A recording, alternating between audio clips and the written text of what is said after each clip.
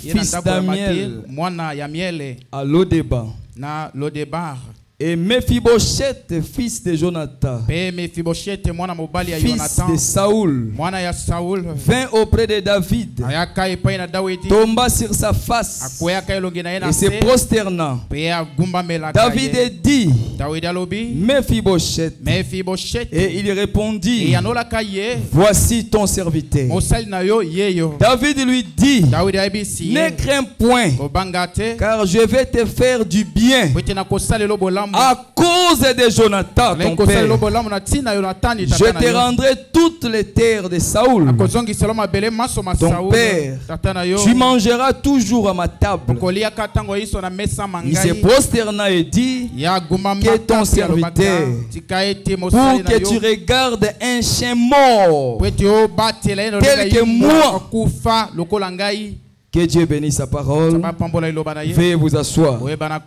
Nous courons derrière le temps. Nous voulons vous exhorter. Nous avons parlé sur Job et Josué.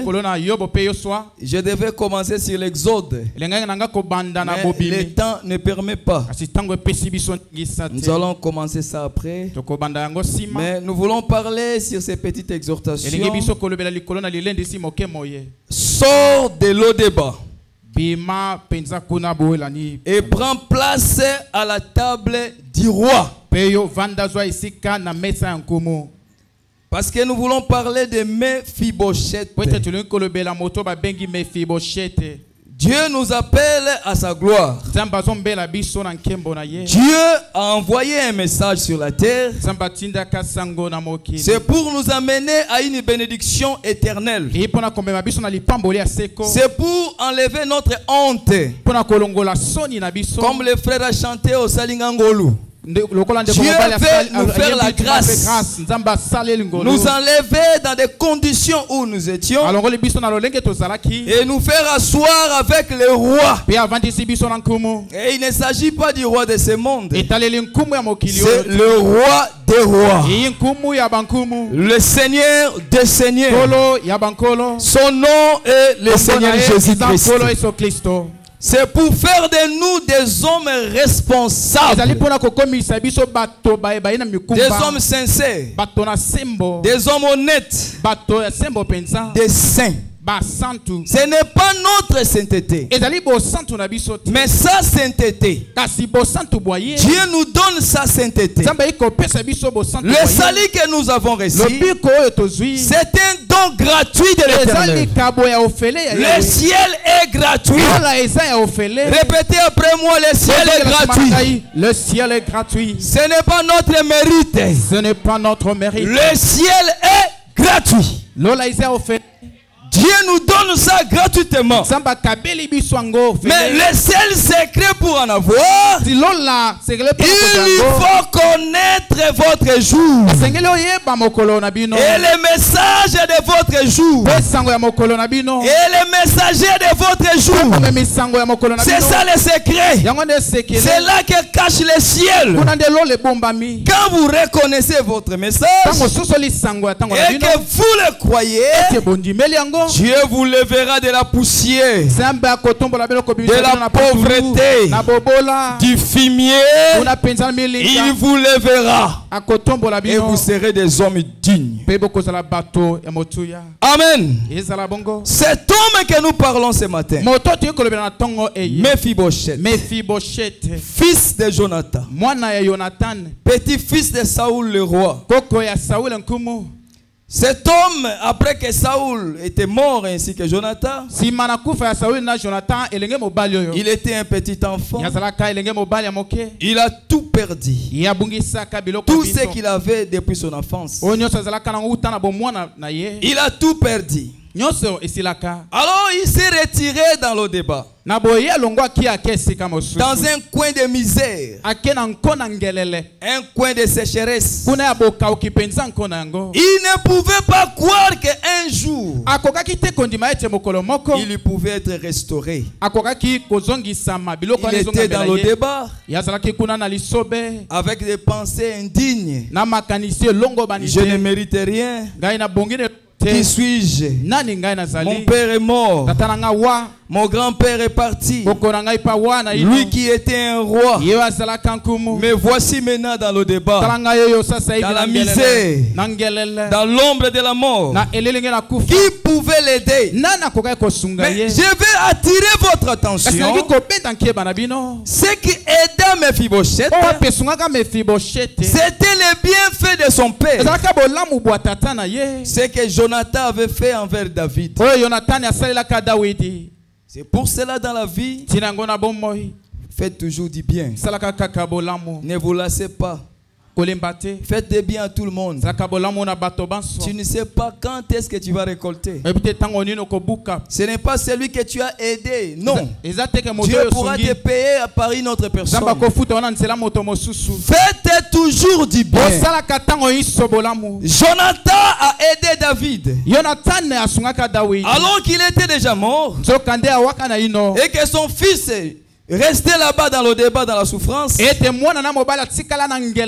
jour, le roi David, dans sa grande bonté, pensa à cet enfant. Il a dit, mon frère Jonathan a laissé un fils, mais il était estropié, infirme. Le roi pensa à cet homme. Il appela les serviteurs. Où est l'enfant de Jonathan? Non, il reste là-bas dans le débat. Il est là-bas au coin. Pardonnez-moi, il reste à Kikusa. Il est là-bas peut-être à Kaluka. Je ne sais pas. Le roi dit, j'ai besoin de lui. Amenez-moi cet enfant. Et lorsqu'on a appelé Mephibosheth, lui il pensait qu'on allait le tuer. Le roi appelle un infirme. Qu'est-ce qu'il veut faire avec lui? Il tremblait. Alors ils sont allés les chercher. Il a quitté le débat. Il est venu à Jérusalem, là où siégeait le roi David. Quand il s'est présenté, le roi lui dit, ton père m'a fait du bien. Je vais faire quelque chose pour toi. Tu dois quitter là où tu restes et viens ici à Jérusalem. Mephibosheth a dit, mais je suis un chien. Je suis rejeté de tout le monde. Mais je suis pauvre. Mais je suis païen. Je suis impudique. Mais je n'ai même pas une bonne vie. Mais pourquoi tu m'as cherché? Le roi lui dit, c'est à cause du bienfait. C'est que ton père m'a fait. À cause de cela, je dois te récompenser. Mes bien mes frères, je ne parle pas vraiment de Mephibosheth. Je parle de toi. Je parle de vous. Je parle de moi-même. Parce que nous sommes des délaissés. Oui. Même moi qui vous parle ici, je ne pouvais pas croire que je peux me tenir comme ça et prêcher les gens. J'étais aussi délaissé, négligé, pauvre. Mais Dieu, par sa bonté, s'est souvenu de moi. Je suis un chien. Et s'il y a des chiens dans cette salle, soyez aussi avec moi dans cette exhortation. S'il y a des hommes chiens, des hommes négligés, soyez avec moi dans cette exhortation. Parce que Dieu élèvera quelqu'un, un chien, un homme abandonné, qui pouvait te donner raison. Mais quand tu avais raison, c'est toujours toi qui avais tort. Parce que tu es pauvre. Parce que tu n'as rien. Mais si le Seigneur t'élève, qui te rabaissera? Personne. Quand Dieu élève, il élève. Quand Dieu bénit, il bénit. Et c'est là avec aucune condition. C'est seulement selon sa bonté. Si Dieu vous aime, terminez. Le ciel est à vous. Acclamez le Seigneur Jésus. Mephibosheth, un chien, un homme rejeté, un orphelin qui pouvait intervenir pour lui. Mais à cause du bienfait de son père, le roi l'invita à la table du roi, à la maison royale. Écoutons la bouche autorisée. La loi qui possède une ombre. Paragraphe 16. Il dit plusieurs fois, nous avons entendu les gens se référer au psaume 23, disant oui, quand je marche dans les ombres noires, ou plutôt dans les vallées noires. Nous utilisons toujours les termes sombres à cet endroit-là. Voyez, la vallée de l'ombre, ce ne sont pas les ombres noires ou la vallée sombre, c'est la vallée de l'ombre de la mort. Eh bien, cela montre que s'il y a une ombre là-bas, il doit y avoir de la lumière à un certain pourcentage. Sinon, il ne se formerait pas d'ombre. Ainsi, dans la mort elle-même, il y a une ombre. En d'autres termes, ce n'est qu'un épouvantail. Même dans les douleurs, Frère Branham dit, il y a quelques pourcentages de lumière. Si dans la mort, il peut y avoir l'ombre, c'est-à-dire la lumière est là. Même dans la mort, il y a une petite pourcentage de la lumière. Et ce petit pourcentage, c'est ça notre espoir. C'est ça. Dans les douleurs, dans la souffrance, Frère Branham dit, ce n'est qu'un épouvantail pour les croyants, pour essayer de l'effrayer. Mais gardez votre confiance. Dieu ne vous laissera pas. David dit, même dans la vallée de l'ombre de la mort, tu me soutiendras. Oui, messieurs. Même devant la mort, Dieu ne te laissera pas. Dieu vous aime. Dieu sera avec toi. Il te soutiendra. Il ne te laissera pas. Et cet homme pouvait garder un peu d'espoir. Malgré qu'il était dans la vallée. Malgré qu'il était dans un endroit de misère. Il était dans le débat. Sans espoir. Mais Dieu avait les livres de souvenirs. Tout ce que Dieu devait faire, c'était ouvrir les livres. Je vous ai toujours dit, ayez des souvenirs avec Dieu. Quand vous êtes dans les douleurs, tu peux dire à l'Éternel, Seigneur, jette un coup d'œil. Regarde un peu dans le livre. Ces jours-là, jadis j'avais fait telle chose et j'avais marché de telle manière. Voilà de quelle manière. Dieu a un livre de souvenirs. Et lorsque l'Éternel ouvre le livre et qu'il voit un bienfait, l'Éternel se souvient. Il descend et il agit. Amen. Paragraphe 32. L'expectative. Voici la prière que j'ai faite. J'ai dit, Dieu Tout-Puissant, Créateur du ciel et de la terre, exauce la prière de cette pauvre fille noire.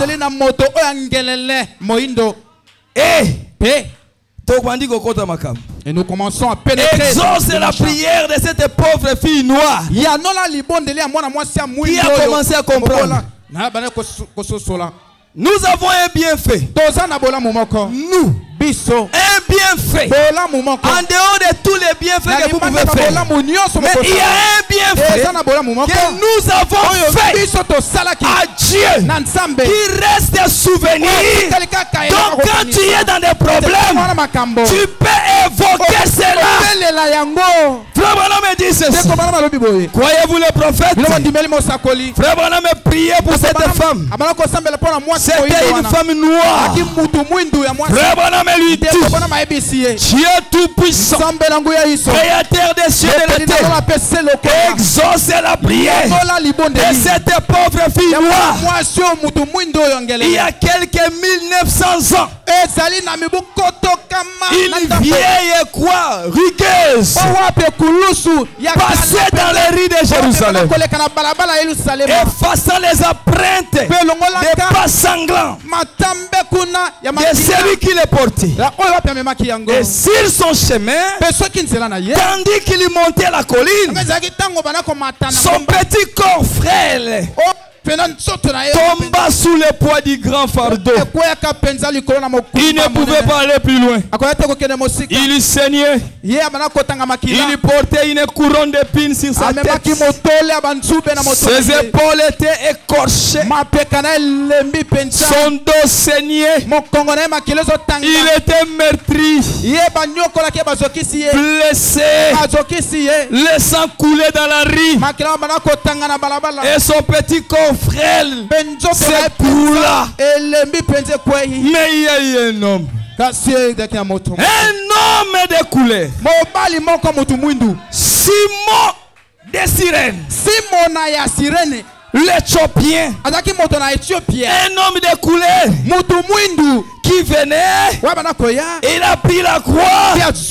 Il s'est dit, je vais t'aider à porter la croix. J'ai dit, Dieu bien-aimé, souviens-toi de cette fille. Son ancêtre t'a aidé. Toi tu titubais.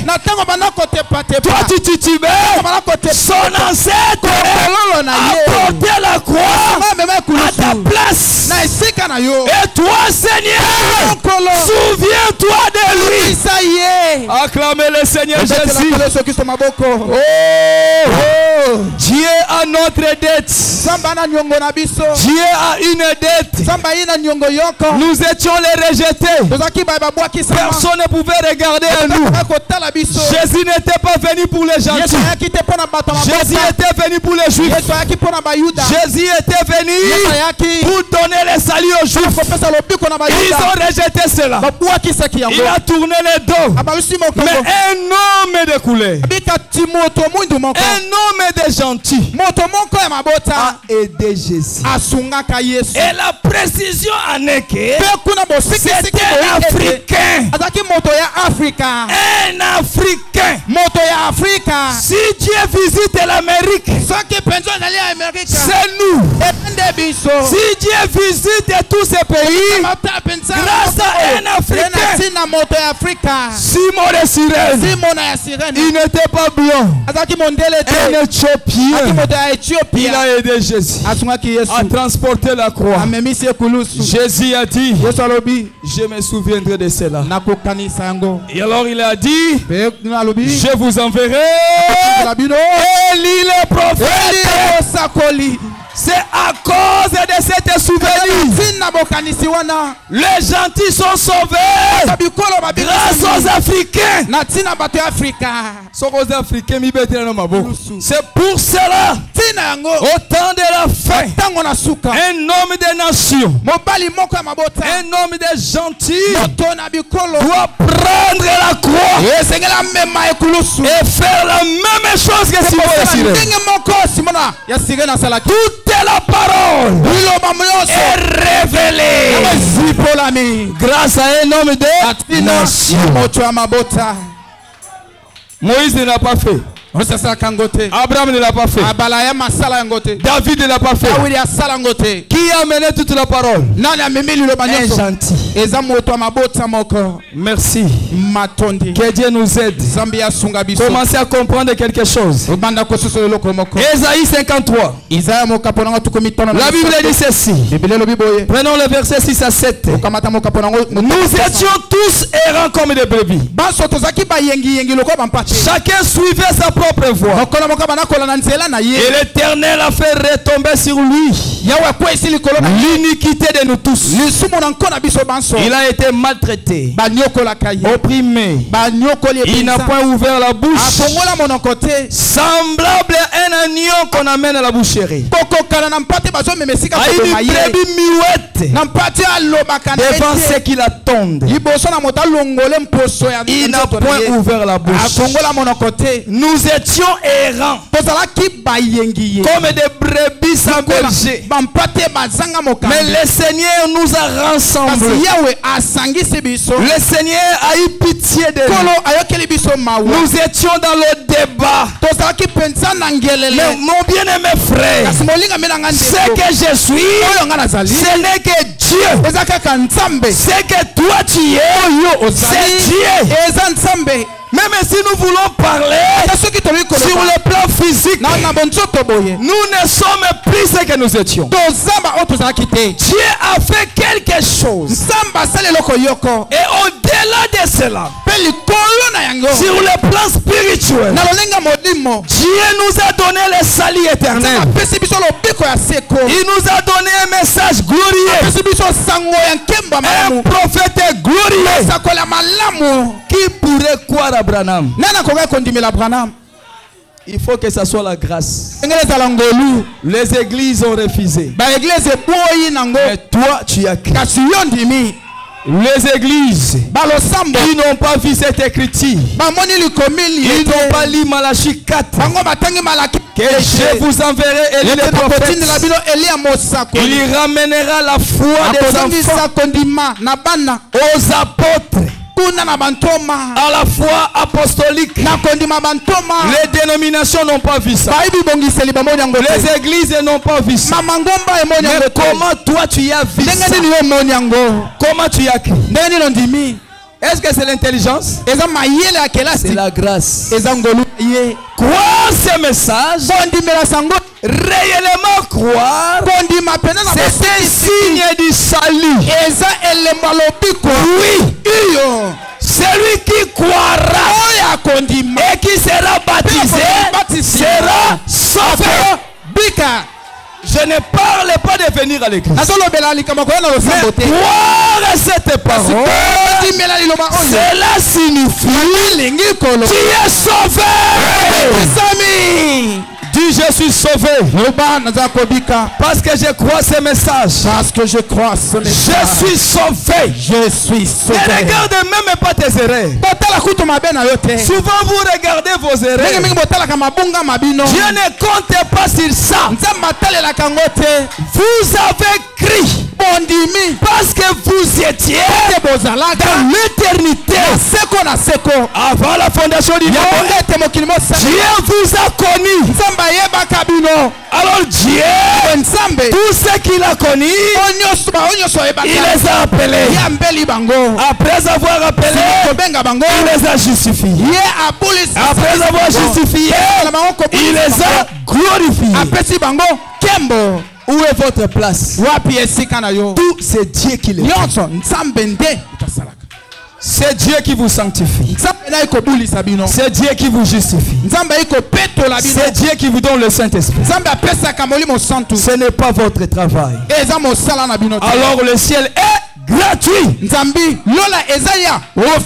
Mais conditionné de croire le message de votre jour. Si vous croyez, Dieu vous donne le ciel. Paragraphe 73 pour terminer. Le livre de vie de l'agneau. Le prophète dit ceci. Non pas que nous soyons dignes. Nous ne méritons rien. Nous sommes indignes. Mais ta grâce imméritée, que nous avons reçu de toi, nous croyons que l'œuvre est achevée. Et comme ces pénitents ainsi que ceux qui viennent ce matin, c'est consacré. Et pour ceux qui viennent pour les bienfaits de la souffrance, comme David disait, mon âme bénit l'Éternel et n'oublie aucun de ses bienfaits. C'est lui qui pardonne toutes mes iniquités, toutes mes rétrogradations. Que les rétrogrades se consolent. Frère Wana me dit, c'est lui qui pardonne toutes les rétrogradations. Vous avez l'occasion de revenir. Et c'est lui qui guérit toutes nos maladies. C'est cela le bénéfice du croyant. Et nous recevons cela par la foi. Et ce matin, en venant sur base de la parole de Dieu, qui a été prononcée avant la fondation du monde,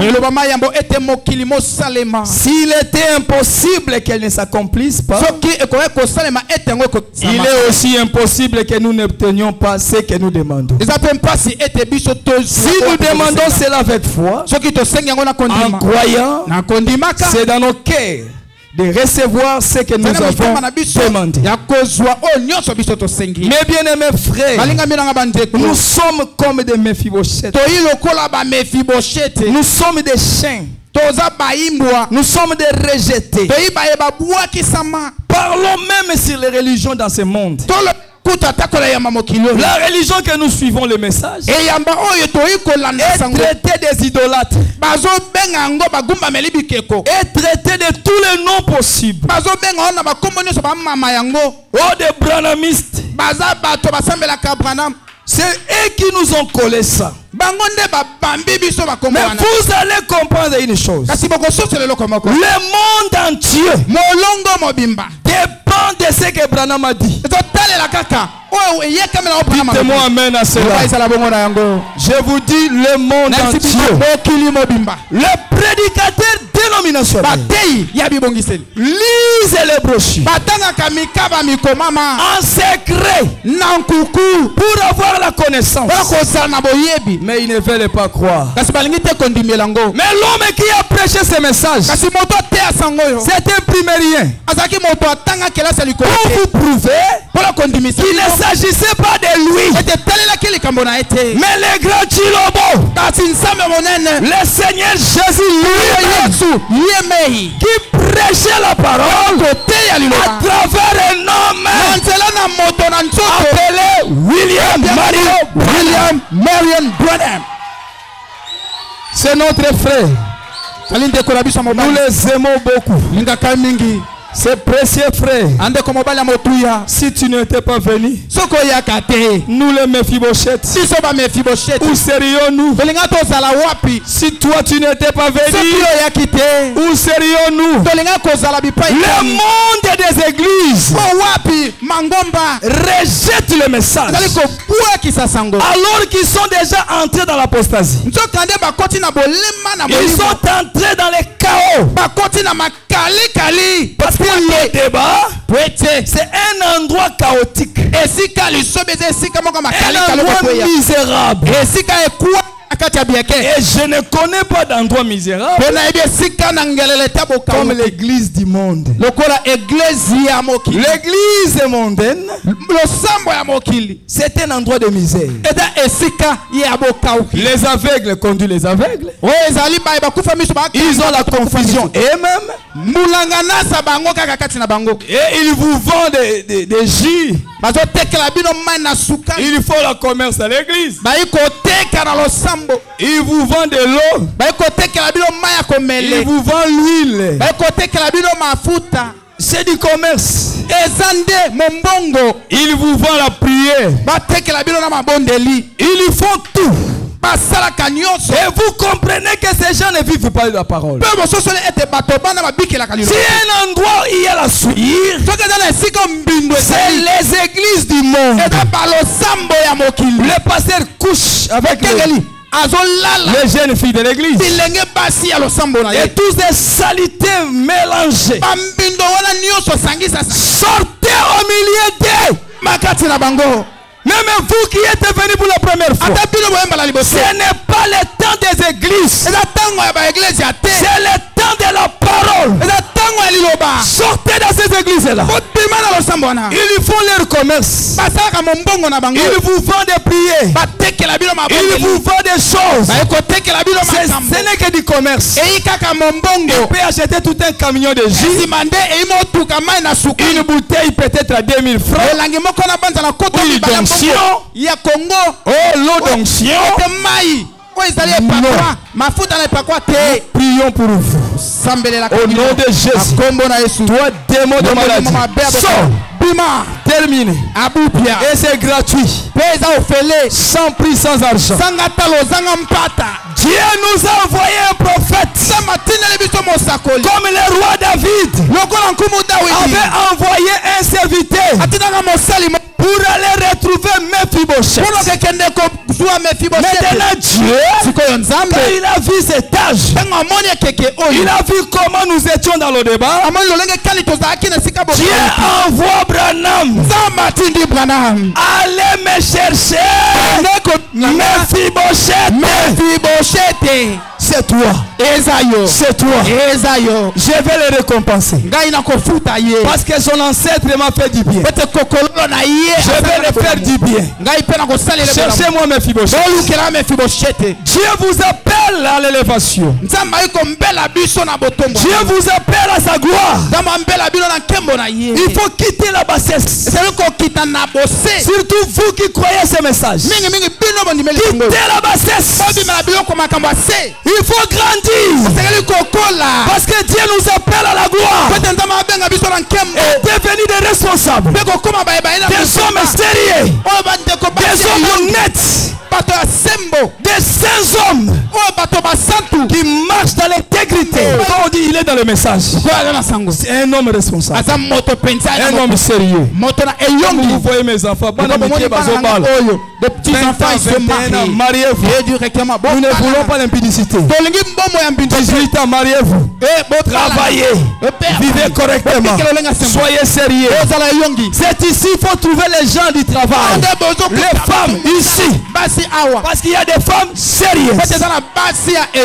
Quand vous croyez la parole de Dieu vous rend saint.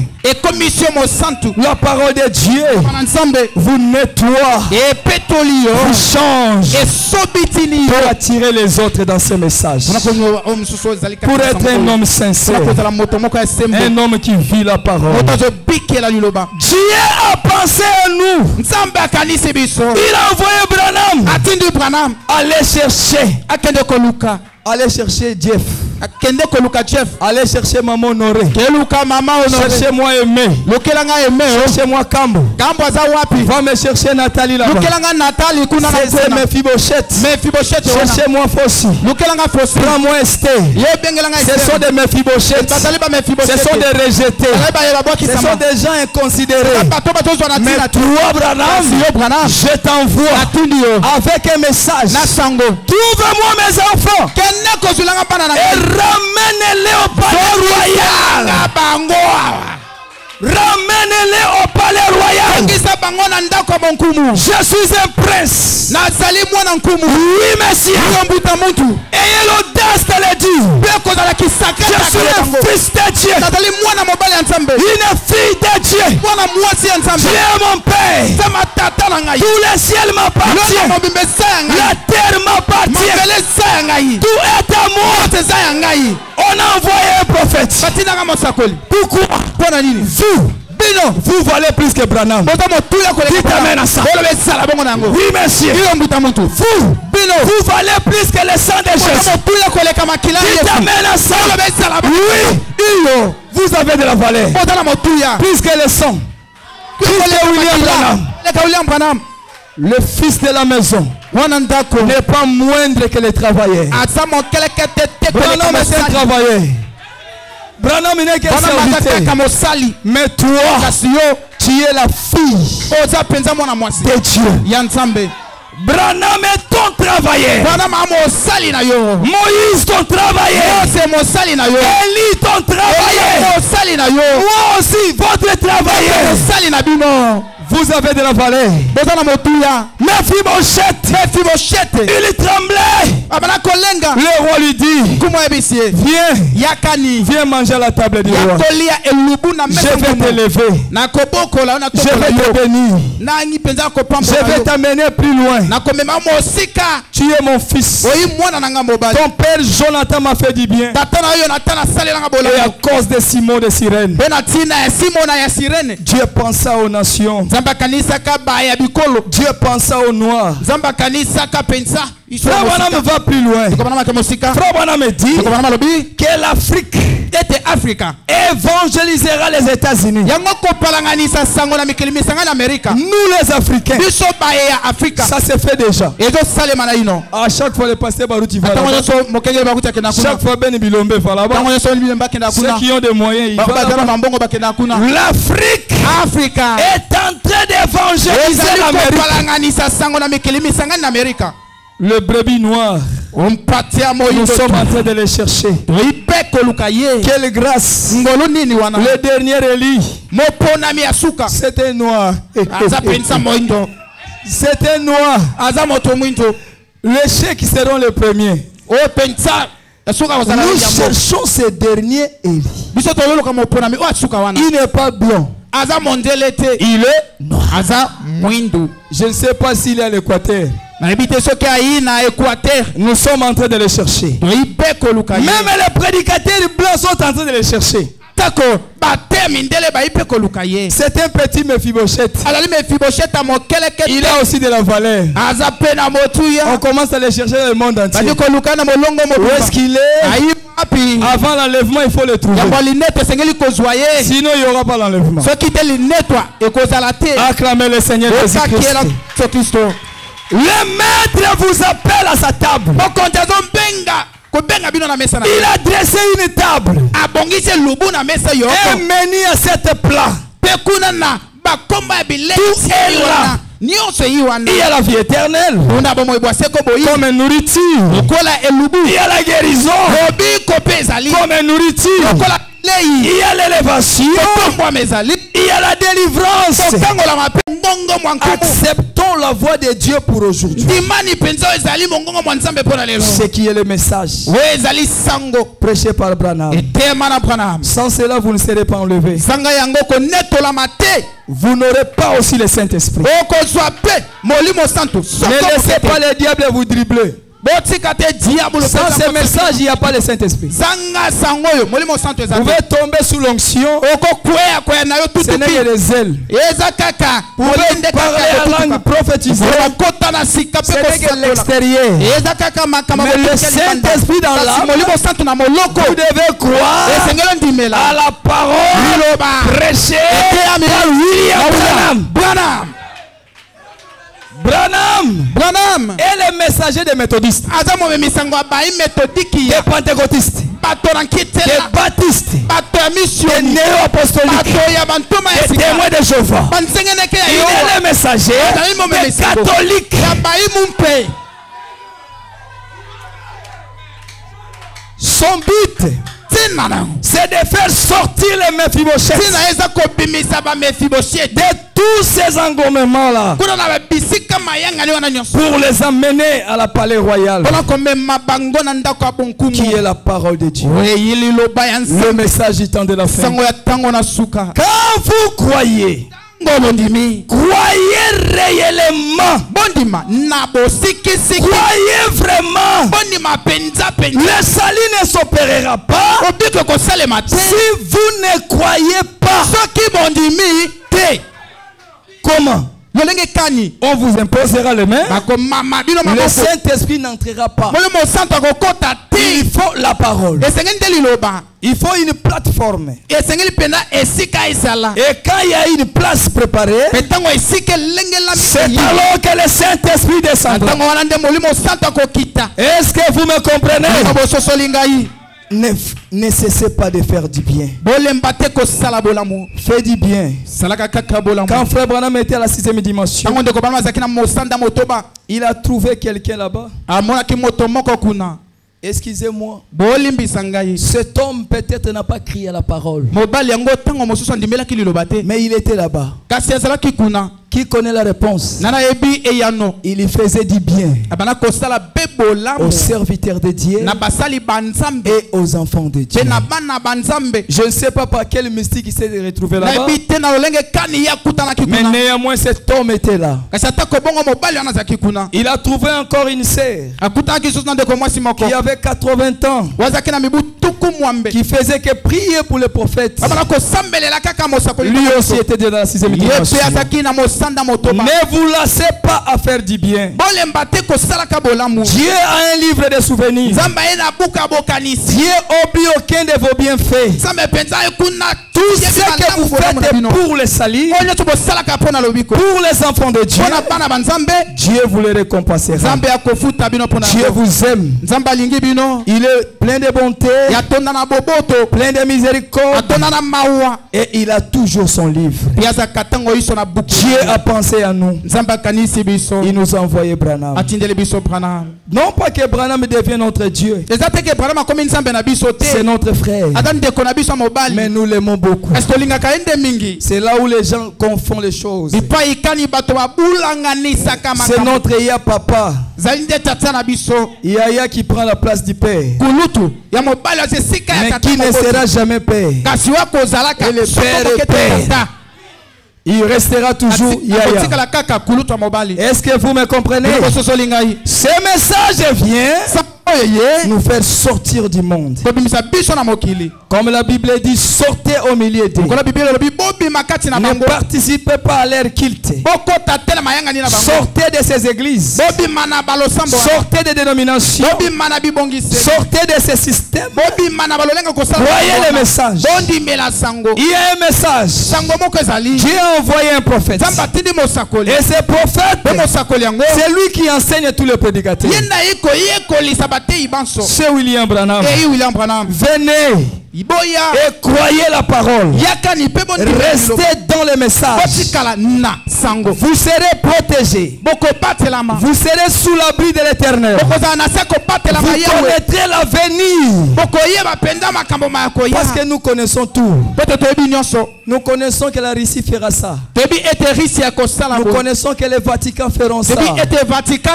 Grâce au prophète. Nous connaissons déjà même le coronavirus. On le connaissait déjà. Grâce au prophète. Croyez le message. Dieu a envoyé un prophète. Oh, mais pourquoi les gens du message se comportent comme ça?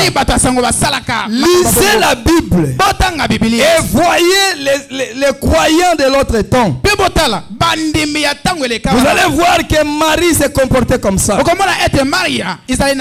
allez voir que Marthe se comportait comme ça. Que Pierre se comportait comme ça. Le message vient nous ramener à la Bible pour être comme les apôtres et vivre comme les apôtres. Mais pourquoi vous ne portez pas les bijoux? Mais pourquoi vous ne portez pas les pantalons? C'est dans la Bible. Vos églises ne peuvent pas vous lire ça. Ils ont besoin de votre argent.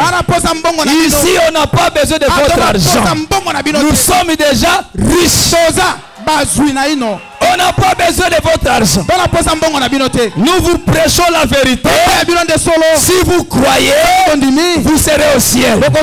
Si vous ne voulez pas, il n'y a pas de problème. Mais nous vous disons la vérité.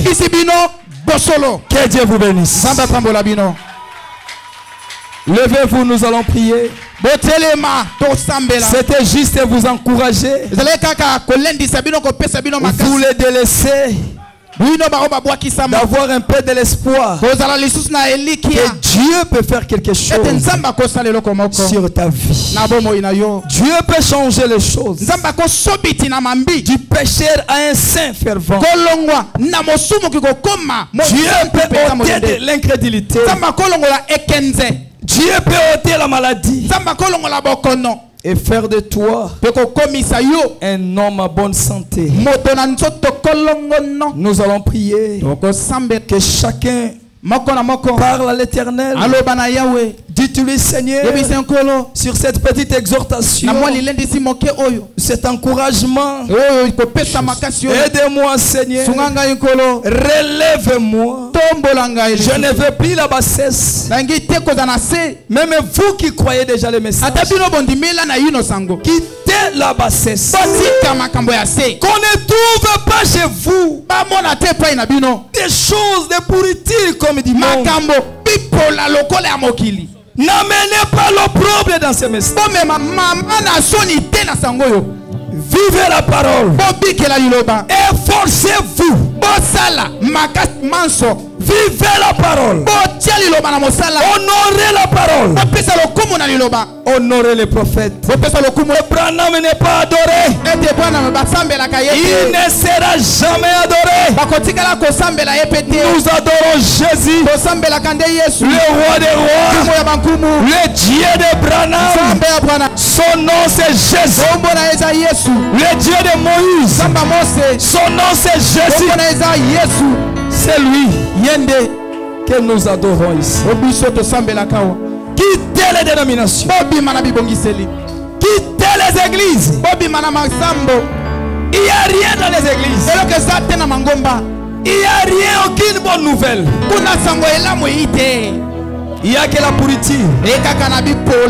Quittez aussi le système des églises. Les coutumes de l'église. Dieu vous appelle à une exode. Sortez. Sortez de ces choses, des citernes crevassées. Croyez le message. Le salut est dans le message. La vie éternelle est ici. Et cela vous est donné gratuit. Venez croire la parole. Nous sommes les vrais défenseurs de la Bible. Ici nous prêchons la Bible de Genèse à l'Apocalypse. Tout ce que Branham a prêché c'est la Bible. Venez, nous allons vous montrer cela. Tout ce que nous faisons se trouve dans la Bible. Sortez dans les églises. Dans les églises, il n'y a que la prostitution, la vente des histoires, et tout cela. Il n'y a pas la parole. Il n'y a pas de vie éternelle là-bas. Sortez au milieu de mon peuple. Croyez la parole. Il y a un prophète sur le terrain. Il y a un prophète dans le monde. Il cherche les mépriser. Il cherche les rejeter. Il cherche Mephibosheth. Le roi veut vous récompenser. À cause du bienfait de votre ancêtre, le roi veut vous récompenser. Croyez.